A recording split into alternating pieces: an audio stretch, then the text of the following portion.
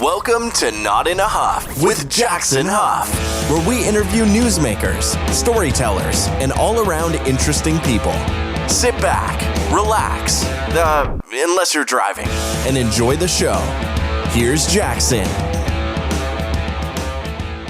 Hello. I am Jackson Huff. This is Not in a Huff. Thanks for being here. Appreciate it as always. This week, another great interview. I am interviewing author Susan Cushman.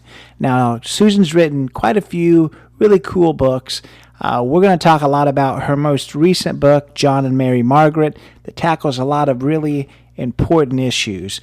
One being Alzheimer's and care for those who have the disease, Lewy body disease, which is something that people don't know as much about, and caring for someone with that.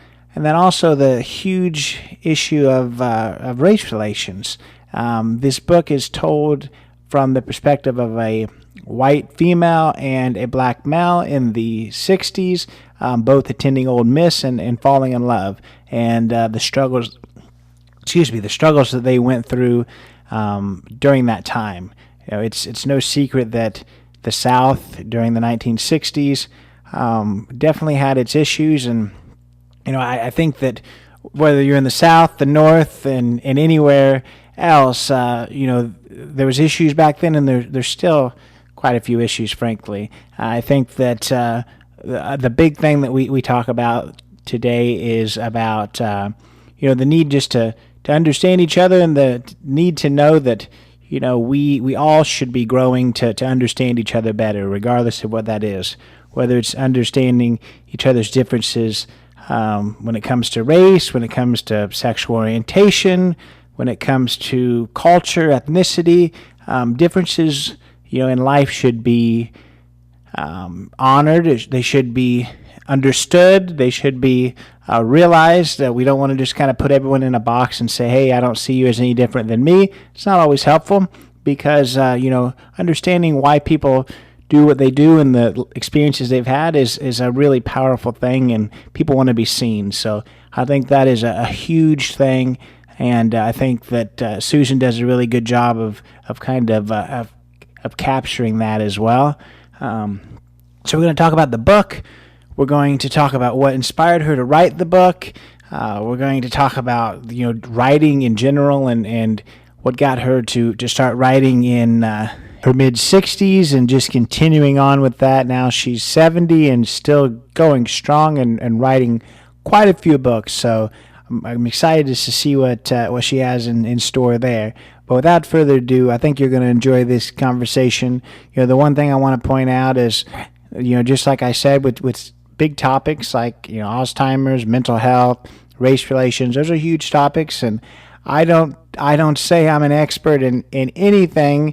Certainly not those topics. I don't play one on TV. I don't play one in this podcast. But what I am, someone who wants to learn, and that's what I do in this podcast, and that's what I'll continue to do. So without further ado, here is Susan Cushman. I'm here today with author Susan Cushman. How are you, Miss Cushman?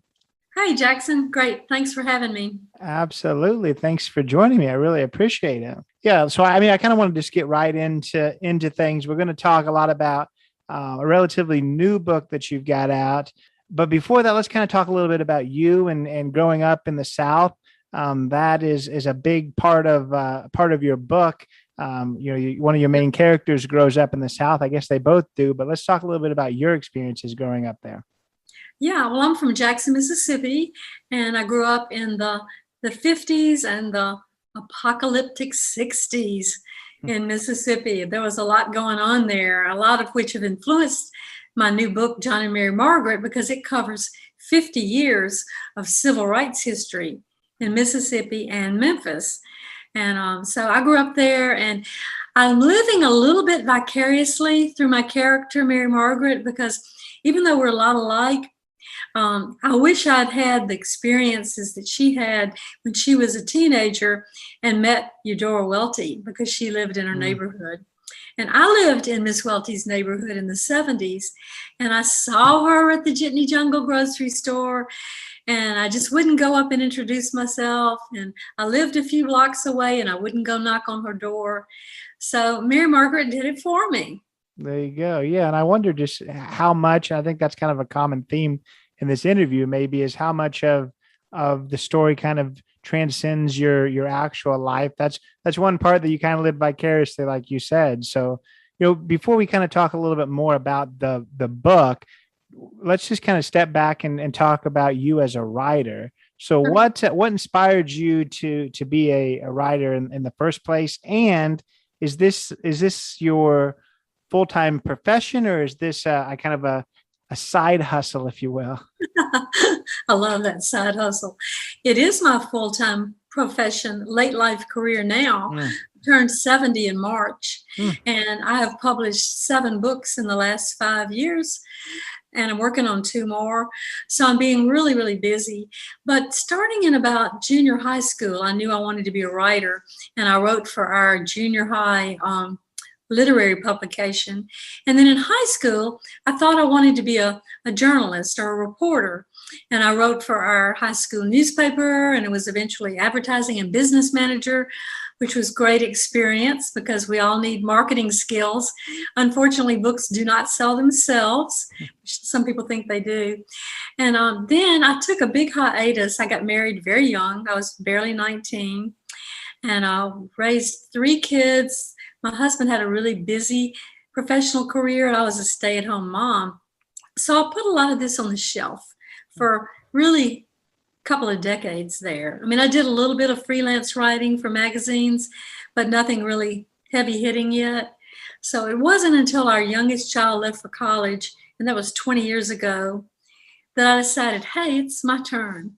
I'm going to do this now. Of course, you get those words out of your mouth, and guess what happens? I got cancer, but I'm a survivor and I'm fine. It just slowed me down a little bit. Our oldest son joined the Army and left for Iraq. That slowed me down a little bit, but I was undeterred, and I began writing and publishing essays. I love essays as a genre. And from a point of view of a new writer, it's good to get a lot of things published in journals and magazines and anthologies before you write your book, because you're building a platform. So that's what I did for several years. A lot of networking at book conferences and festivals, meeting other authors, getting to know them. A lot of workshopping. When you go to a workshop, your work is critiqued by the other students and the faculty of the workshop. For 7 years in a row, I went to the Yoknapatawpha Summer Writers Workshop in Oxford, Mississippi, run by the MFA program at Ole Miss. And that was really how I cut my teeth on writing some nonfiction. My first book was a memoir, and then also some fiction. So it's been a long journey. And then it looks like suddenly I wrote all these books, but you have to understand I've been working on this for 20 years. And then it all began to come to fruition in the last 5 years. So I'm living my best life. I'm having a great time. Thinking this may be my best decade. There you go. I like it. Yeah. And I think that's important to kind of point out that, because obviously there's some people out there that, they go out and write a book and then it just is a smash hit and they hadn't done anything else. But most writers, the book that becomes the smash is the one that is, that they've been working for years and years and years to hone their craft, and they're finally kind of where they need to be. It's not normally an overnight success. So I think that's what discourages a lot of people, is that they, they think, oh my gosh, this first thing that I did isn't gaining any traction, and I must be no good at it, which is not really the case. And if that is the case, then it just means you need to hone things and you need to do a little bit more work, just like you did with your workshops. So if we could, let's talk a little bit about the theme of this current book, John and Mary Margaret. I want to kind of talk to you about a few things within the book. So just tell us a little bit, a brief synopsis of this book. Sure. John is a Black boy from Memphis, and Mary Margaret is a white girl from Jackson, Mississippi. They fall in love on the Ole Miss campus, University of Mississippi, in 1966, which didn't go well. They were in literature class together and both had a great love for Faulkner and literature, and tried to study together at her sorority house, and went out to a football game and went out to a party. But John got beat up, and things didn't go well because it was not acceptable in 1966 to have a biracial relationship, But I set the book, as I said, against 50 years of civil rights history. So it is a love story. It's not, and it is a fiction book. These are fictional characters, but I carefully researched the years that each thing happened in, whether there's an interaction with Eudora Welty, who's writing a story for the New Yorker about Medgar Evers' assassination and teaching Mary Margaret about that in 1963, or whether it's John, whose father is protesting with the sanitation worker strike in Memphis. And John wants to go up there and join the strike, but he's afraid if he gets arrested, he might lose his career in college. And he wants to be a lawyer and a judge. I mean, he has a real hard goal. So John and Mary Margaret both have some hard choices to make, and they decide their relationship can't continue at that point in 1966. But you track forward several decades, and they find each other again. I'm not going to say how, because I think that would be a spoiler alert. But they do find each other again, and that's a heartwarming part and a positive part of the book. There's a lot of really truth-telling about the protests that happened on the Ole Miss campus. 60 Black students were arrested. Several of them didn't get their diplomas. And the character of John is actually sort of a composite of two of those actual people, Don Cole and Kenneth Mayfield. They're two of who are known as the Ole Miss Eight. And they were arrested, and Don Cole had to finish his mathematics degree at another college, came back to Ole Miss and taught there until a year ago, which took a lot of courage. It's like, I don't know that I would have gone back after the way he was treated, but he had something to say. He had something to share, which took a whole lot of courage. I think these characters both had a lot of courage, but especially John. I love his character. It was a whole lot of fun to write it.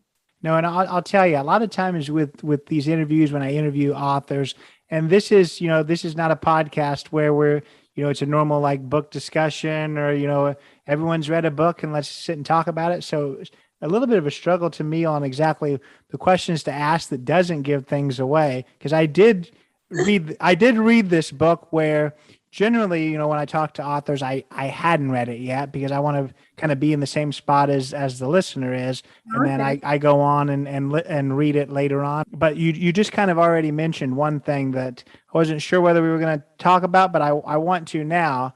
The thing that kind of surprised me was because I did go into it thinking that we were going to hear all about them getting together and the struggles throughout life that way, but that isn't what happened. They decided that, hey, this wasn't going to work out. And like you said, obviously things may have changed at a later date, but I was surprised by that. That was kind of an interesting thing. I think it would have not necessarily been, it wouldn't have been easier for them, to have stayed together, but I almost felt like it would have been an easier thing to do as a writer, just to have done that rather than have created separate lives for them for a good while. So I thought that was really interesting. Well, I'm not sure it would have been easier for them.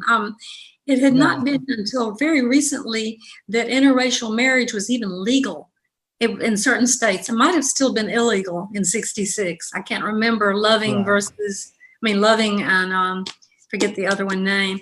So I don't know that it would have been easier for them. No. I said it would not have been easier for them, but it may have been easier for you as a writer to have wrote it. It would have been way harder for them, I think. Oh yeah.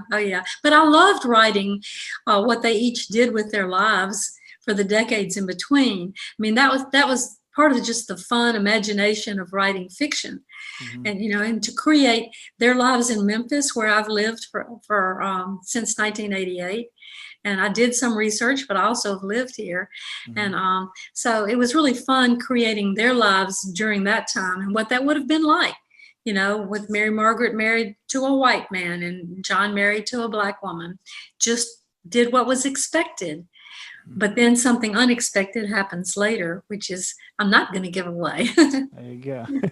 So, yeah, I guess the next question I want to ask, and it's a kind of I'm trying to think of a good way to phrase it, but in this book, I think that a common theme of some of the issues that Mary Margaret had, definitely with her family, wasn't necessarily overt racism. It was more of a complacency. So, speak a little bit about that complacency with with a lot of people in the South during that time. Whether that was something that you experienced too, as someone that lived in the South. But it's kind of an important thing to note that I don't think that everyone at that time, like people think, was just overtly racist. They were just afraid of changing the ways that they were so used to. That does not give them any excuse. That's for sure. That almost is worse to be complacent. But speak to us a little bit about that culture at that time. Yeah, well, this is obviously a really hot topic, and whether someone's overtly racist or complacent or oblivious, because at various times in my life, I know I have been oblivious and complacent. And like a lot of white people, I've always wanted to say I'm not overtly racist. I have adopted 2 Korean children. I have a Black son-in-law. I have mixed race granddaughters. All of that points to me not being racist. But I also know that there are things in my heart from growing up in Mississippi in the 50s and 60s that take some work to get over. They definitely take some work. And I feel like I've had a bit of an awakening just even in the last couple of years. Mary Margaret's awakening began when she was 14 and met Eudora Welty, who began to help her get awakened. And I feel like mine happened more last year in 2020 when the racial protests were going on. I was so aware of it. Had it not been COVID and no vaccine and being 70 years old, I would have wanted to go out and join the protest. And I was frustrated because I felt like I didn't have a voice. And my husband said, well, wait, you're a writer. You have a voice. You can write this. And that's when I decided to write Johnny Mary Margaret. Now, I will say that Johnny Mary Margaret started as a short story in a collection of short stories I had published in 2019 called Friends of the Library. And of that collection, a lot of readers contacted me and said, we want more of Johnny Mary Margaret. Have you ever thought about expanding it into a novel? And so I contacted Kohler Books, the publisher of Friends of the Library, and asked what they thought. And they said, yes, go for it. And so I wrote it while isolated at home during COVID and during a lot of the height of the racial protests. So it was a perfect time to write it. And I devoted it to my granddaughters, because this is a personal issue to me too. Another huge thing that happened to me last summer was I read Caste by Isabel Wilkerson, spelled C-A-S-T-E, Caste. She won I think it was a National Book Award for The Warmth of Other Suns, which was about the great migration of African Americans to Chicago from the South. And so 10 years later, she writes Caste, which is about the caste system in India and racial injustice in Nazi Germany and the US.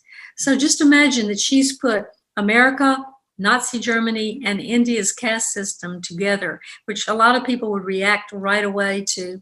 But reading that book was a masterclass for me and greatly contributed to my ongoing awakening. And I say ongoing because I think I'm probably going to be learning about this for the rest of my life. I had decades to be thinking the other way, or to be oblivious or to be uneducated, and now I feel like I have no excuse and I have a voice. Yeah. And I think that's the really important thing is not to just think I've got it all figured out. I know I'm not racist. That's obviously the dirty word. I know I'm not racist and I've got it all figured out. Well, that normally is not a good thing. If you think that you've got it all figured out, you generally don't. Something that somebody said to me one time that's just really kind of just put it in perspective was you saying that, hey, I don't see any differences. I'm colorblind. Everyone's the same.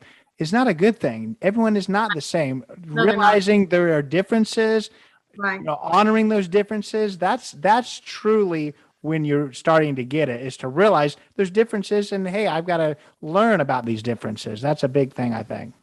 Exactly. And, I was talking with someone after a talk I'd given, and they said, have you received a lot of pushback because of writing this book as a white female author when one of your protagonists is a Black male? I read this in the Wall Street Journal.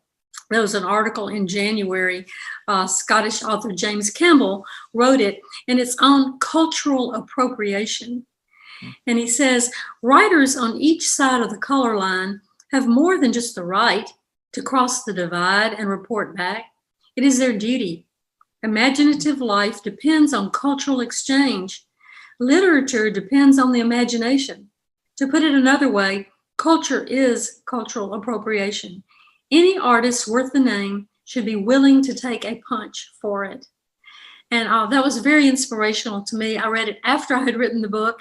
I expected to take some punches for it, but just to know that, and I was also going to say that James Baldwin and another Black, Toni Morrison, also were quoted in this article. So, it's kind of like, yeah, I had a right to write that. Another Mississippi author from my hometown of Jackson, Catherine Stockett, got a lot of pushback from writing The Help, and that was 10 years ago, at least. I can't remember. Though I think she got it right. I think she got the voices right and did a great job writing that story. And that's cultural appropriation, and Blacks should write about whites.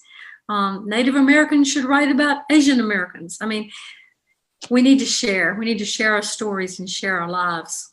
So, I mean, you obviously you did that. You had the courage to do that, if you will. But was it something that you did kind of take, I guess, more seriously? Was it something that you were a little bit hesitant about, or were you just like, this is something that I feel passionate about, and you went full steam ahead? I really did just go full steam ahead. I don't know. Maybe that was naive. I do have a tendency toward naivety. But I also just felt a strong passion about doing it and about writing it. Again, I couldn't be out in the streets, and this was me speaking up.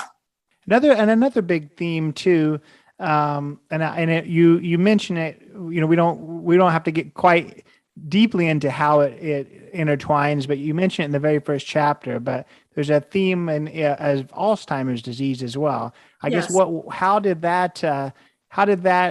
did you decide that was going to be part of the book, and what connection do you have with that? Sure. Well, my mother died from Alzheimer's in 2016. Her mother died from Alzheimer's in the 80s. And my first book was a memoir, Tangles and Plaques, A Mother and Daughter Face Alzheimer's. And Alzheimer's appears again in some of the short stories I've written, and I wanted it to appear here, and I wasn't sure when I started out what was going to happen with that, but it plays a major role later in the story, and I'm not going to say how. And so does Lewy body disease, which a lot of people are not familiar with, but it's a different type of dementia. One of my best friends died from it in her 60s just a couple of years ago. So both of these come into the story later in the story, and I'm going to let people read to see how, but that's why.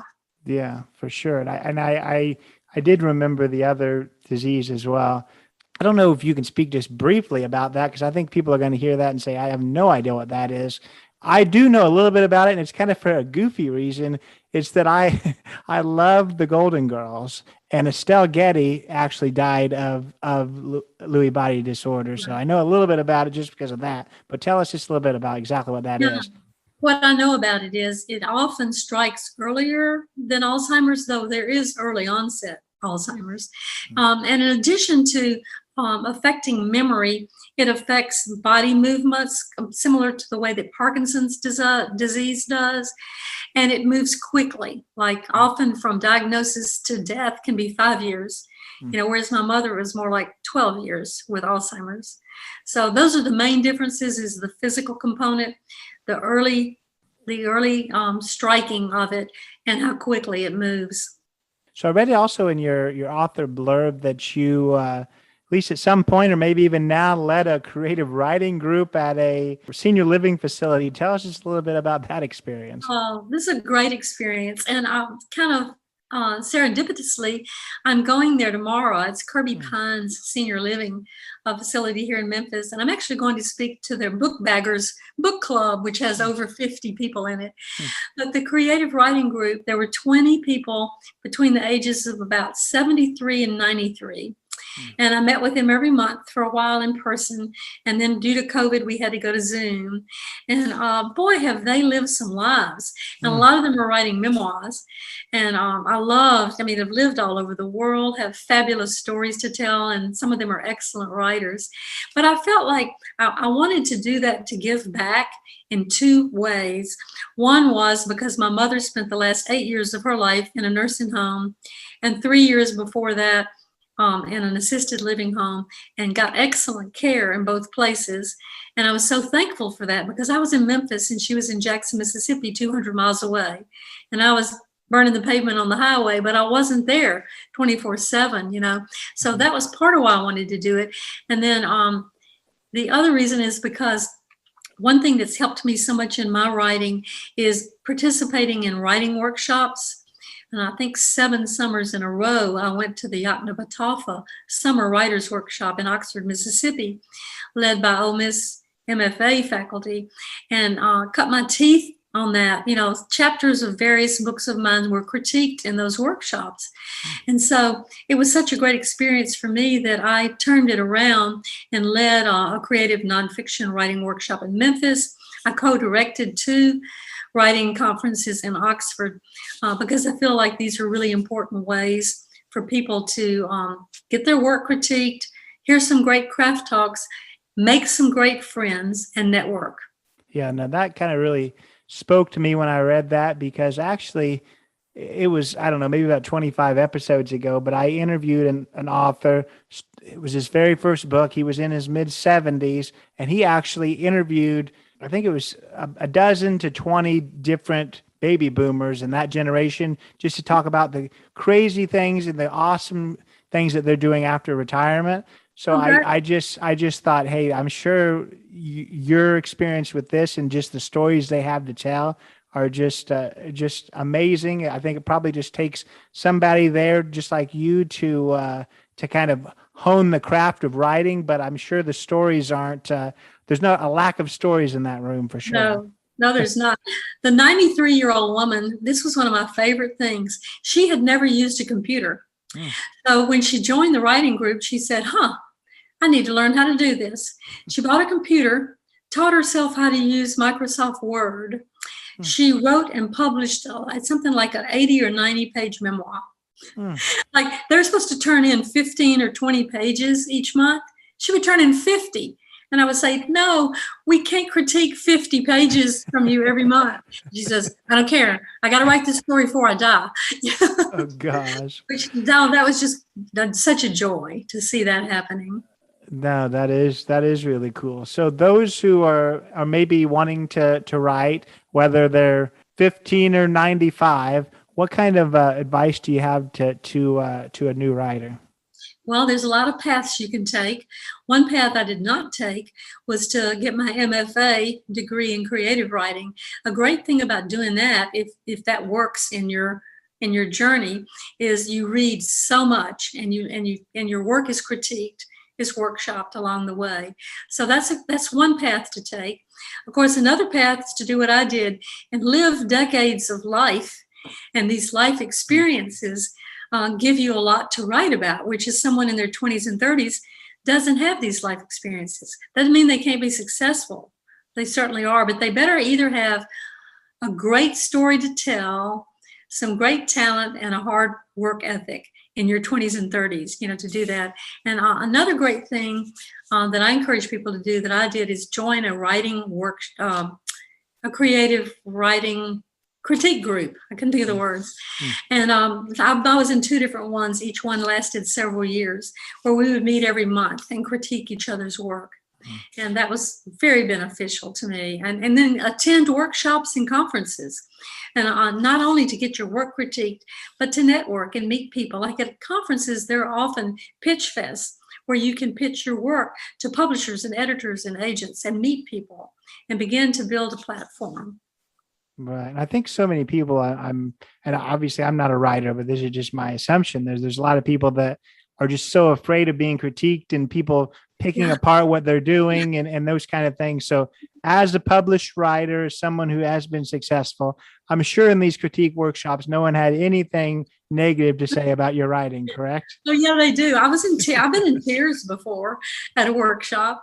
Yeah, you just have to, take off a protective layer and put it out there. It's kind of like you're putting your baby out there and be willing. And now I will say a critique workshop that's run well teaches its members to do this, to first say something positive about the work and then offer your criticism and offer it in a positive way and not in a way to be saying, oh, I thought that was terrible what you did about blah, blah, blah.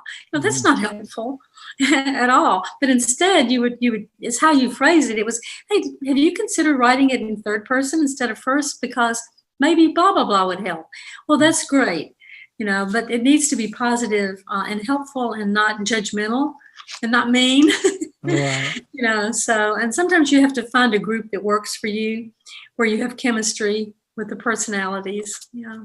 So, with some books, it's hard. This question's harder and some's easier. I feel like this is a relatively easy one, but maybe not. What do you hope when people read this? What do you hope that they gain from it and take away from the book? Okay. I'm going to quote Eudora Welty, because this sums up what I hope. And this is one of the quotes in front of one of the chapters in the book. Great fiction shows us not how to conduct our behavior, but how to feel. Eventually, it may show us how to face our feelings and face our actions and to have new inklings about what they mean. A good novel of any year can initiate us into our own new experience. And even writing this book did that for me. So my hope is that reading it will do that. We'll do that for my readers. And then I have one other hope. So flip from Eudora Welty to William Faulkner, who said, never be afraid to raise your voice for honesty and truth and compassion against injustice and lying and greed. If people all over the world would do this, it could change the earth. So they say it better than I could, and they are my role models, two of my role models. I also quote James Baldwin and Martin Luther King Jr. and Rosa Parks, some of my other heroes I quote throughout the book. Yeah, no, I like that. And what was the experience like writing the book? I mean, I've talked to some very accomplished authors in the past that say, they're on the journey too, and they're having all these emotions. A lot of times, the people I've talked to have written, I guess, a lot, maybe not as deep of topics. So what was the experience like kind of living through your childhood and living through some of these, racial issues and discrepancies? So what was that like? It's interesting. It was not as emotional as writing my first novel. My first novel, Cherry Bomb, was about a little girl that escaped from a religious cult where she was molested. And she throws up graffiti and she gets a scholarship to the Southern College of Art and Design. And she's mentored by a famous artist and she learns to paint icons at an Orthodox monastery. Okay, I just named about 5 things that were true of my life. And so when I wrote that fictional novel, instead of writing a memoir about those things, it was extremely emotional for me, and it took 6 years. So contrast that with this book. I wrote it in 3 months. Now, you have to keep in mind that I had already written the short story 2 years earlier. So I had the skeleton. It's almost like having a synopsis. I knew what I was going to say. And yeah, it mattered to me emotionally, but I felt a little less overwhelmed emotionally as I wrote it. I felt driven, and I had a purpose, and I wrote it in about 3 months.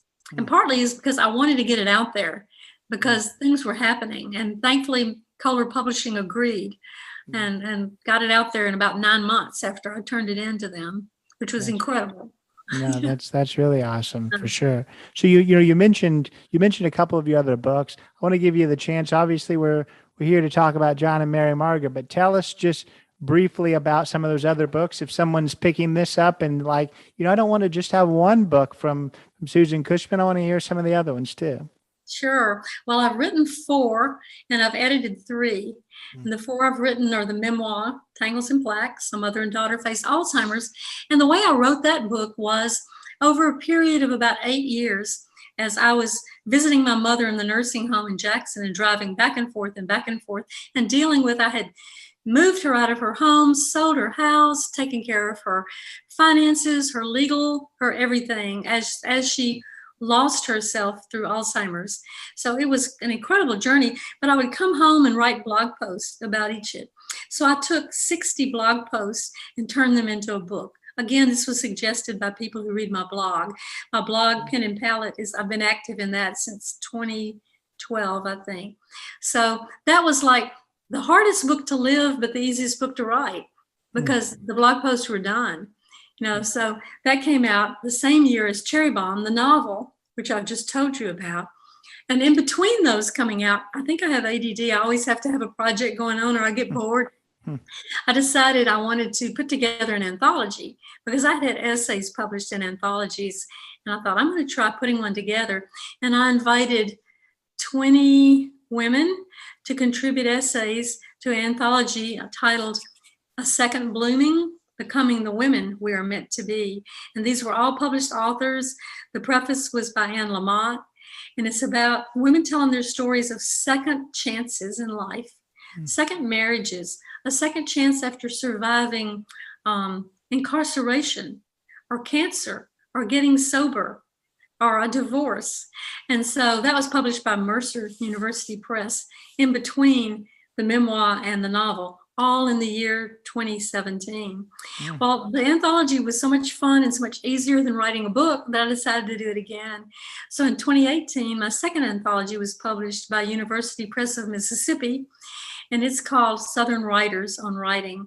And this time I invited 13 women and 13 men from 9 states in the South to write anything about writing. And some of them wrote about the craft of writing, and some wrote about place, some wrote about race. So that was my 4th book. And then from there, I moved forward into short stories, The Friends of the Library, because my publisher for Cherry Bomb asked me to go visit those 10 small towns in Mississippi and visit the libraries, talking to them about Cherry Bomb. And that's how the short story collection came about. And so that was I'm losing track. That was in 2019. Yeah. And then meanwhile, I'm part of a huge international group called the Pulpwood Queens Book Clubs. And Kathy Murphy started this group 20 years ago. And I have been a speaker. They have an annual conference every January in Jefferson, Texas. And I've been a speaker 4 or 5 years in a row there.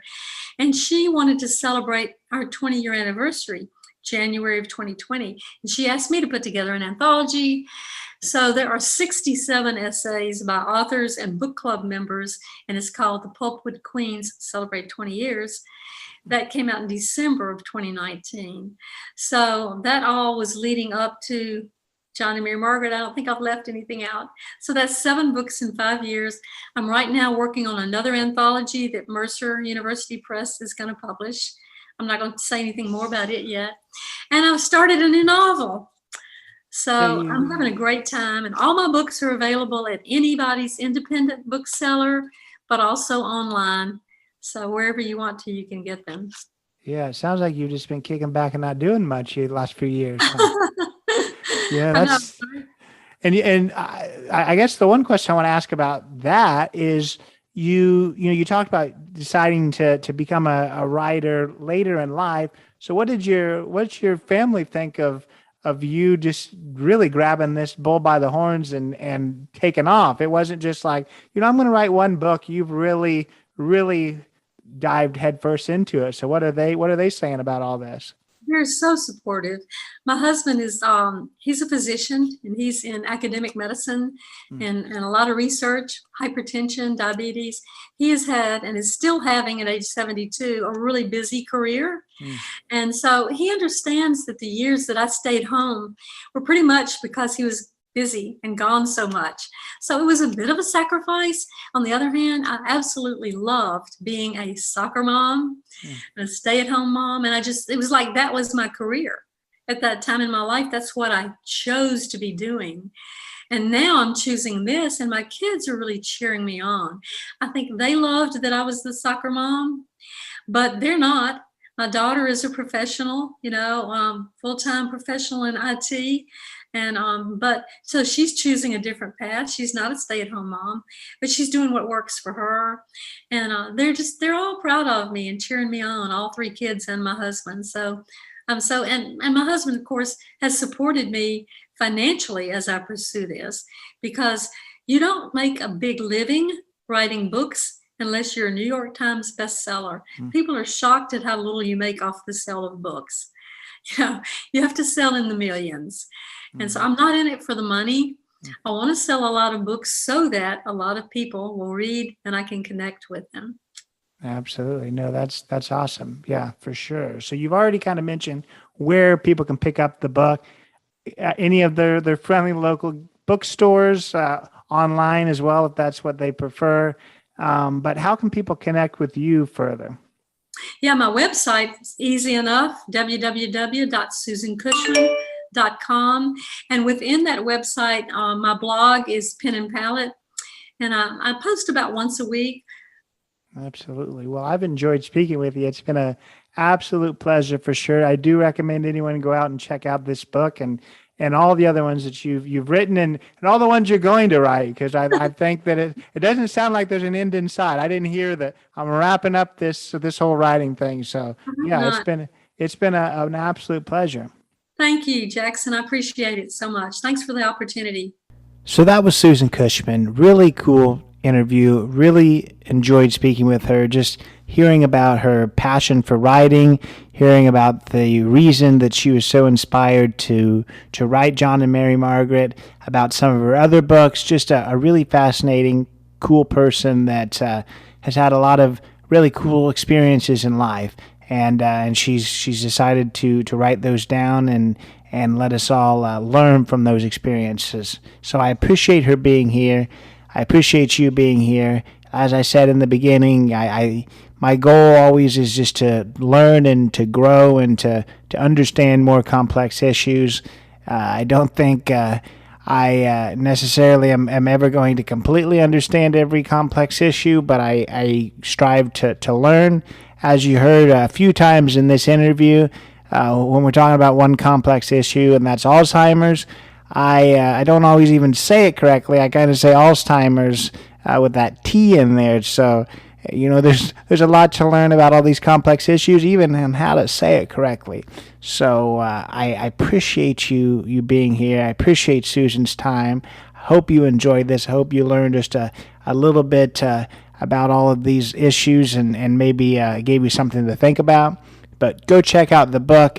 I'll put a link in the show notes to check the book out and to check to her website out. Go check us out, of course. Subscribe, comment, all those great things. JacksonHuff.com, Not in a Huff podcast on Instagram, all that great stuff. Appreciate you being here. Until next week, take it away, Chris. This has been Not in a Huff with Jackson Huff. Thank you for listening. Be sure to join us next time, where we will interview another amazing guest who is sure to make you laugh or make you think. Or, hey, maybe even both. But until then, keep being awesome.